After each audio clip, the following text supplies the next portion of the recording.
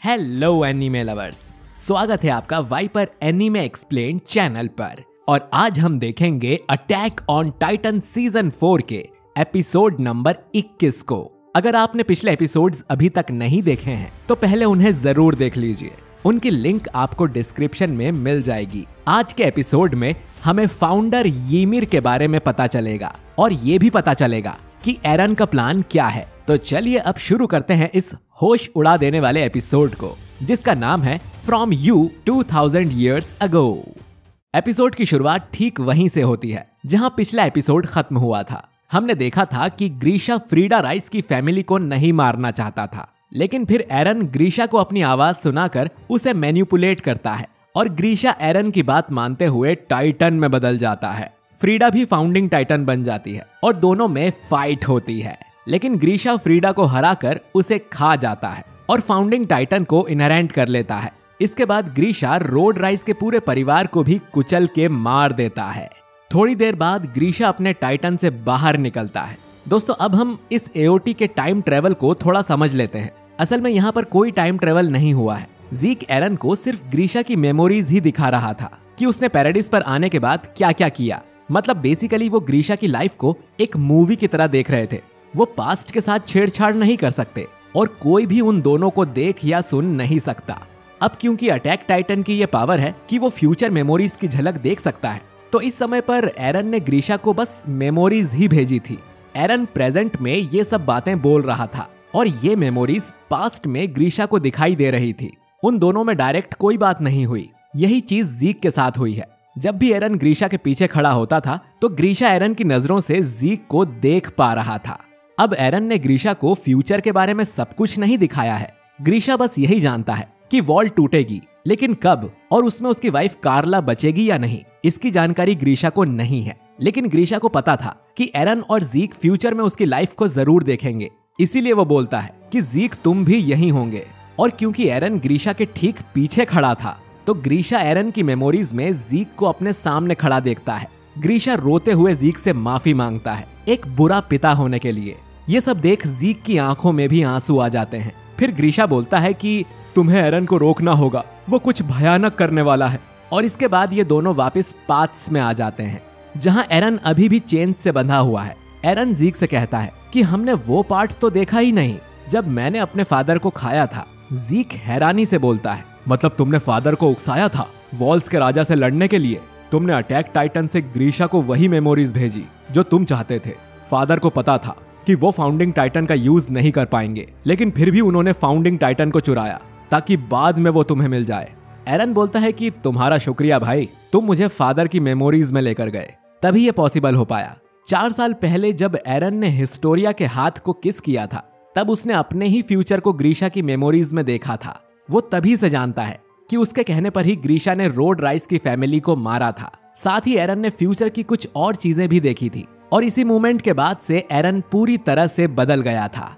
ज़ीक को याद है कि ग्रीशा ने कहा था कि अब से कुछ भी ज़ीक की मर्जी का नहीं होगा, लेकिन क्योंकि फाउंडर ईमिर पूरी तरह से ज़ीक के कंट्रोल में है तो ज़ीक चिल्लाते हुए ईमिर को आदेश देता है कि वो सभी एल्डियंस की बॉडी को इस तरह बदल दे कि वो कभी बच्चे पैदा ना कर पाएं।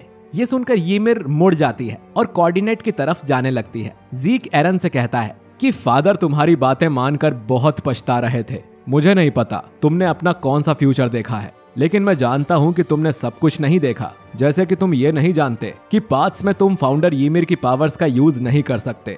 एरन चिल्लाते हुए अपने हाथों को उन जंजीरों से बाहर खींच लेता है जिसमें उसके हाथों की हड्डियां टूट जाती हैं और फिर एरन ईमिर को रोकने के लिए उसकी तरफ भागने लगता है। ज़ीक कहता है कि कोई फायदा नहीं होगा एरन, आदेश मिलने के बाद कोई भी ईमिर को नहीं रोक सकता है। इसके बाद हम कुछ सालों पहले का सीन देखते हैं जिसमें फ्रीडा हिस्टोरिया से मिलने आई थी और वो उसे बुक पढ़ना सिखा रही थी। इसके बाद कहानी जाती है 2000 साल पहले जब कोई टाइटन्स नहीं हुआ करते थे। हम ईमिर को देखते हैं जो कि एक मामूली लड़की है और एक छोटे से गांव में रहती है। ईमिर हमेशा सबकी मदद किया करती थी। एक दिन इनके गांव पर एल्डियर ट्राइब के सैनिकों ने हमला कर दिया। उन्होंने इस गांव को आग लगा दी, बूढ़ों को मार दिया और बाकी बचे हुए लोगों को अपना गुलाम बना लिया और ईमिर के साथ इन सभी गुलामों की जुबान भी काट दी गई। दुनिया उस समय भी दुख और पीड़ा से भरी हुई थी। ईमिर यहाँ गुलामी करने लगती है और एक दिन ईमिर यहाँ एक कपल को शादी करते हुए देखती है। ईमिर भी चाहती थी कि लोग उसे प्यार करें, इसीलिए वो सबकी मदद करती रहती थी। एक दिन किसी गुलाम की गलती से एक पिग यहाँ से भाग निकलता है और इस एल्डिया ट्राइब का राजा फ्रिट्स पूछता है कि यह काम किसने किया है, बताओ, नहीं तो मैं तुम सब की दोनों आंखें भी निकलवा लूंगा। बाकी के सभी गुलाम ईमिर की तरफ इशारा करके उस पर इल्जाम लगा देते हैं। ईमिर ने यह काम नहीं किया था, लेकिन फिर भी वो सर झुकाकर ये आरोप खुद पर ले लेती है। अब इसकी सजा देने के लिए राजा ईमिर को आजाद कर देता है, लेकिन फिर उसके पीछे अपने सैनिकों को भेजता है ईमिर का शिकार कर उसे मारने के लिए। ईमिर अपनी जान बचाते हुए जंगल में भागती है। उसके शरीर में 2 तीर आकर घुस जाते हैं और उसे बहुत दर्द हो रहा था। ईमिर को जंगल में एक विशाल पेड़ दिखाई देता है जो कि अंदर से खोखला था। ईमिर उसके अंदर चली जाती है और फिर फिसलकर एक लंबी टनल से होती हुई वो एक गहरे पानी के तालाब में गिरती है और उसमें डूबने लगती है। तभी पानी की गहराई में से एक चमकता हुआ क्रिएचर ईमिर के पास आता है। यही वो क्रिएचर है जिसने ईमिर को टाइटन्स की पावर दी थी। ये क्रिएचर ईमिर की स्पाइन के साथ मर्ज हो जाता है। इसके बाद एक विशाल टाइटन उस जंगल में प्रकट होता है, जो कोई और नहीं बल्कि ईमिर ही थी। और इस तरह फाउंडर ईमिर को टाइटन्स की शक्ति मिली थी। ईमिर का टाइटन कोलोसल टाइटन से भी कहीं ज्यादा बड़ा था। अब इसके बाद ईमिर का इस्तेमाल युद्ध जीतने में किया जाने लगा और ये ट्राइब काफी ताकतवर होती गई। कहानी कुछ साल आगे जाती है और ईमिर अभी भी राजा फ्रिट्स की गुलाम थी। फ्रिट्स ईमिर से कहता है कि उसने अब तक बहुत अच्छा काम किया, उसकी वजह से ये लोग युद्ध जीते हैं और ईमिर ने सड़कें और पुल भी बनाए हैं। और इसके इनाम के लिए फ्रिट्स चाहता था कि ईमिर उसके बच्चे पैदा करे। इसके बाद फ्रिट्स ने मार्ली देश पर भी हमला किया और वहां जनसंहार करके उसे भी जीत लिया। ईमिर की मदद से एल्डिया ट्राइब अब एक ताकतवर साम्राज्य बन चुका था। ऐसे ही 13 साल बीत जाते हैं और अब तक ईमिर 3 लड़कियों को जन्म दे चुकी थी, जिनके नाम थे रोज, मारिया और शीना। एक दिन राजा फ्रिट्स अपने सैनिकों को भाषण दे रहा था और उनमें से एक सैनिक फ्रिट्स को मारना चाहता था, तो वो रेत में दबा हुआ अपना भाला निकालता है और उसे राजा फ्रिट्स की तरफ फेंकता है। लेकिन तभी ईमिर खुद सामने आकर राजा को बचा लेती है और वो भाला उसके दिल के आर पार हो जाता है। अब हमें पता ही है कि इतनी सी चोट से कोई टाइटन शिफ्टर नहीं मरता, बस उनके अंदर जीने की चाह होनी चाहिए। राजा के लिए इतना कुछ करने के बाद भी राजा को ईमिर की जरा भी चिंता नहीं होती और वो उसे कहता है कि गुलाम उठ जाओ। ये सुन ईमिर के अंदर जीने की चाह खत्म हो जाती है, लेकिन फिर उसकी आत्मा पाथ्स डायमेंशन में पहुंच जाती है और वो फिर से छोटी हो गई थी। इधर राजा फ्रिट्स ईमिर की लाश के टुकड़े टुकड़े कर उन्हें अपनी 3 बेटियों को खिला रहा था। उसे लगता था कि शायद ऐसा करने से ईमिर की टाइटन पावर उसकी बेटियों को भी मिल जाएगी, क्योंकि उनके अंदर ईमिर का खून था। और जैसा कि हमें पता है कि टाइटन पावर लेने के लिए उसके स्पाइनल फ्लूइड को खाना होता है। अब क्योंकि ईमिर की 3 बेटियों ने उसे खाया था, तो उसकी टाइटन पावर्स उन 3 में बढ़ गई। फ्रिट्स मरने से पहले अपनी बेटियों से कहता है कि वो ढेर सारे बच्चे पैदा करें। अगर मेरी बेटियां मारी जाएं, तो उन्हें मेरे पोतों को खिला देना, ताकि टाइटन्स की पावर कभी खत्म ना हो। और ऐसे ही ये पावर 9 टाइटन शिफ्टर्स में बढ़ जाती है। फिर हम जानते ही हैं कि आगे क्या हुआ था। 145वां राजा कार्ल अपने लोगों को लेकर पैराडिस आया और उसने लाखों कोलोसल टाइटन से 3 वॉल्स बनाई, जिनका नाम ईमिर की 3 बेटियों के नाम पर वॉल मारिया, वॉल रोज और वॉल शीना रखा गया। वहीं इधर पाथ्स में ईमिर अभी भी राजा की एक गुलाम ही थी और उसका हर आदेश मानती थी। वो रेत से टाइटन्स की बॉडीज बनाने लगी और जब भी हम किसी को टाइटन में ट्रांसफॉर्म होते हुए देखते हैं, तो उसे भी ईमिर ने कई सालों में बनाया होता है, लेकिन बाहरी दुनिया के लिए ये चीज कुछ सेकंड्स में हो जाती है। अब कहानी वापस प्रेजेंट में आती है। एरन ईमिर को रोकते हुए कहता है कि मैं तुम्हें इन सब से आजादी दिलवाऊंगा। तुम कोई गुलाम नहीं हो, ना ही कोई गॉड हो। तुम बस एक नॉर्मल इंसान हो और अपने फैसले खुद ले सकती हो। तुम्हें किसी के आदेश मानने की जरूरत नहीं है। क्या तुम अनंत काल के लिए ये गुलामी करना चाहती हो? अगर नहीं, तो मुझे अपनी शक्ति दो, मैं सब कुछ खत्म कर दूंगा। मैं जानता हूँ कि तुम 2000 साल से मेरा इंतजार कर रही हो। और ईमिर डिसाइड करती है कि वो ज़ीक की नहीं बल्कि एरन की बात मानेगी। और शायद ये पहली बार था जब ईमिर ने किसी रॉयल ब्लड वाले का आदेश नहीं माना था। शायद वो सच में किसी के आने का इंतजार कर रही थी, जो उसे इस गुलामी की जिंदगी से आजाद करवाएगा। अब कहानी असली दुनिया में आती है।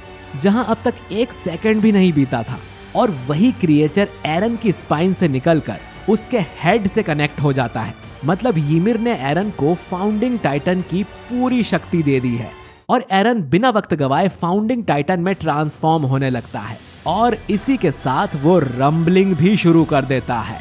वॉल्स के अंदर जो लाखों कोलोसल टाइटन्स थे वो वॉल्स को तोड़कर बाहर आ जाते हैं।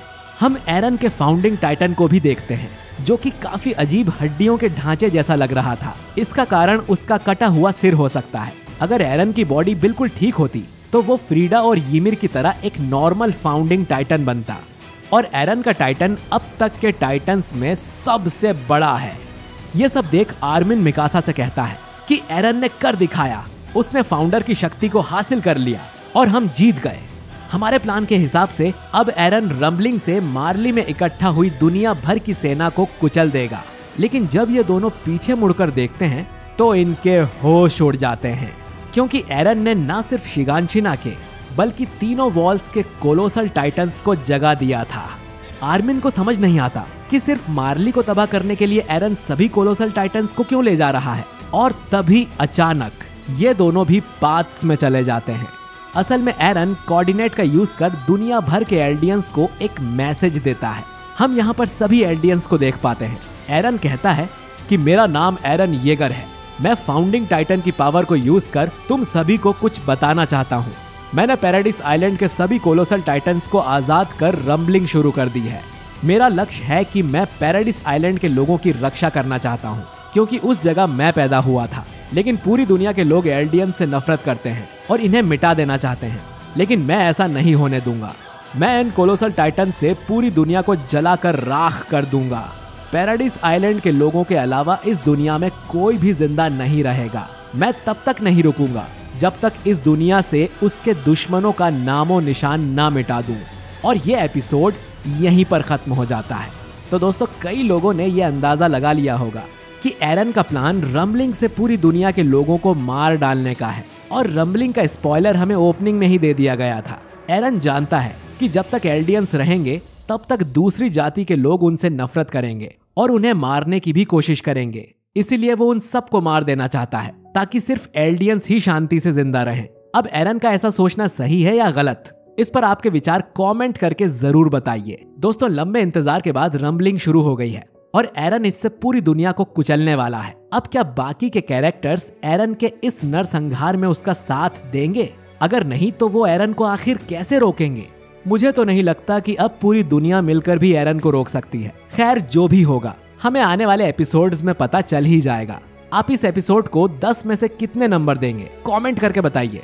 और अगले एपिसोड में एक सरप्राइज कैरेक्टर रिटर्न करने वाला है, तो उसके लिए अगला एपिसोड बिल्कुल भी मिस मत करना। और हमारे चैनल वाइपर एनीमे एक्सप्लेन्ड को सब्सक्राइब करके बेल आइकन जरूर ऑन कर लीजिए, ताकि आपको हमारा वीडियो मिल जाए तुरंत जैसे ही हम वीडियो अपलोड करते हैं। मैं मिलता हूँ आपसे अगले मंडे को नए एपिसोड के साथ। शुक्रिया।